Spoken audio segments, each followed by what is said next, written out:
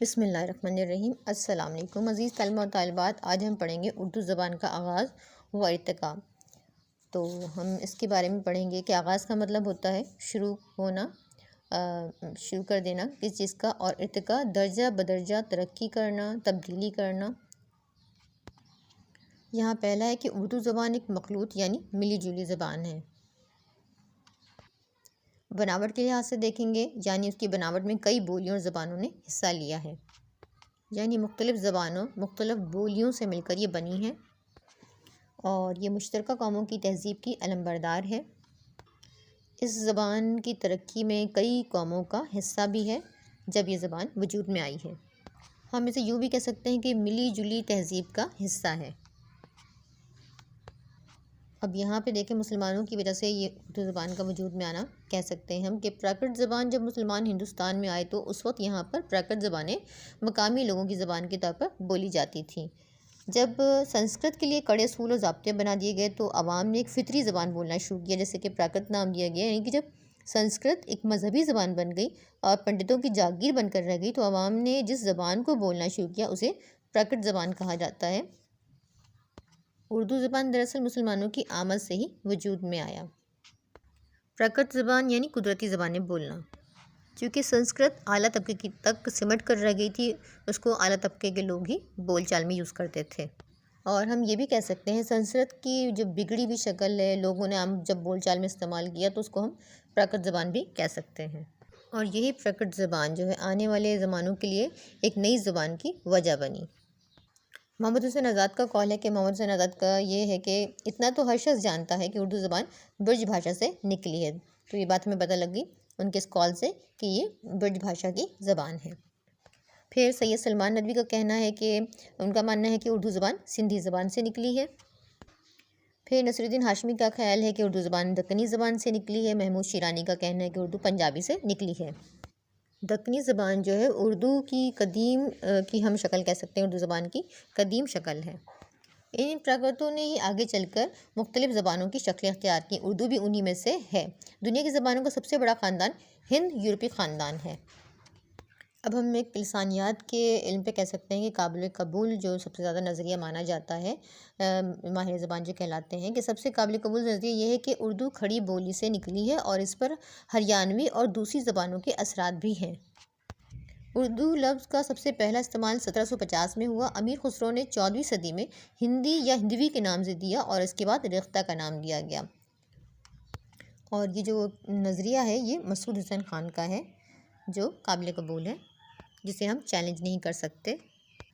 अब ये जो मगरिबी हिंदी की 5 बोलियाँ हैं, खड़ी बोली, हरियाणवी, कन्नौजी, बंदूली और बुर्जिशा। दक्कनी ज़बान उर्दू की एक कदीम उर्दू शक्ल है। सन 1327 अलाउद्दीन खिलजी के बाद मोहम्मद तुगलक दौलताबाद चले गए। दिल्ली से दौलताबाद जब गए, जब ज़्यादा लोग इधर से उधर चेंज हुए, हिजरत की, तो यहाँ से जो खड़ी बोली उर्दू की पुरानी शक्ल, तो जब वो लोग कुछ वहाँ रह गए और कुछ लोग यहाँ पर आ गए तो वहाँ के इलाकों से आने के बाद गुजरात, दौलताबाद सारे लोग वापस नहीं आए थे। कुछ औलिया कराम थे और इस तरह ज़बान फल फूलने लगी। जो लोग वापस लौट कर नहीं आए थे तो उन लोगों ने वहाँ उर्दू ज़बान की तरक्की में अहम किरदार अदा किया। सन 1206 में मुसलमानों की हुकूमत कायम हुई और इसके बाद का ज़माना उर्दू की पैदाइश का ज़माना है और ये नज़रिया मसूद हुसैन ख़ान का है जो काफ़ी काबिल कबूल नज़रिया हम कह सकते हैं। फिर फोर्ट विलियम कॉलेज, हम जो किससे कहानियाँ कहते हैं, वहाँ फोर्ट विलियम कॉलेज की बात कर रही हूँ, जिसने जदीद उर्दू नस्ल की तरक्की में इन प्राकृतों ने ही आगे चलकर मुख्तलिफ़ ज़बानों की शक्ल इख्तियार की। उर्दू भी उन्हीं में से एक है, अहम किरदार अदा किया। तो का क़याम कलकत्ता में सन 1800 में किया गया और इसके मकसद क्या था इनका कि जो नए अंग्रेज़ हैं, नवायद अंग्रेज़ों को हिंदुस्तानी ज़बानें और यहाँ की तहज़ीब से वाकिफ़ कराना था ताकि हुकूमत के इंतज़ाम में आसानी पैदा हो जाए। जब ज़ाहिर है उनको हमारी ज़बान ही नहीं आती होगी तो वो हम उनको कैसे अपनी बात समझा सकेंगे, इसलिए उन अंग्रेज़ों को ज़बानें सिखाने के लिए हमारी उर्दू ज़बान का आसान होना ज़रूरी था। अब अगर हम उनसे बातचीत करते तो बातचीत करने के लिए, आसानी के लिए ज़बान का जानना ज़रूरी था।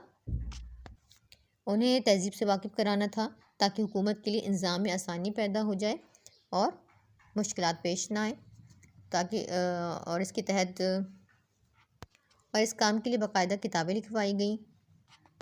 फ़ारसी की दास्तानें और अरबी में जो किताबें थीं उन सब की ज़बानों में तराजिम कराए गए ताकि उनको पढ़ने में आसानी हो और वो हमारे मामलात आसान हो जाएं। उन्हें ऐसा बताना था जिसमें फ़ारसी और अरबी के मुश्किल अल्फाज ना हो, ताकि वो उसको आसानी से, जो कि आम बोल चाल की उर्दू होती है, वो बोल सकें।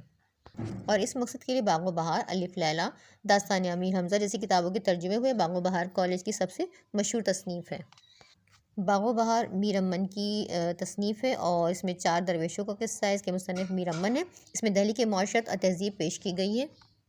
दिल्ली की बोलचाल, दिल्ली की माशरत, वहाँ का रहन सहन, सारा कुछ उसमें इस किस्से में मिलता है हमें। और इस तरह जदीद उर्दू को तरक्की मिली और आम बोलचाल की, जो दिल्ली की आम ज़बान जिसमें हम अभी बातचीत भी कर रहे हैं, वो आसान ज़बान होगी जिसमें बातचीत करना आसान। जैसे पहले के उर्दू बहुत मुश्किल हुआ करती थी, इसमें फ़ारसी की भी मिलावट थी, अरबी की भी मिलावट थी, जिसको समझना मुश्किल होता था। और इस तरह से हमारी जो नसर थी वो रवानी वाली और आसान उर्दू में पेश की गई। फिर ससई तहरीक ने भी उर्दू की तरक्की में बहुत अहम किरदार अदा किया और ये तहरीक कहलाती है अलीगढ़ तहरीक। और इसके जो बानी थे वो सर सैयद अहमद ख़ान थे और उर्दू ज़बान की तरक्की में उनका बहुत अहम किरदार है। तहज़ीबुल अखलाक नाम का एक रिसाला भी उन्होंने ही निकाला था।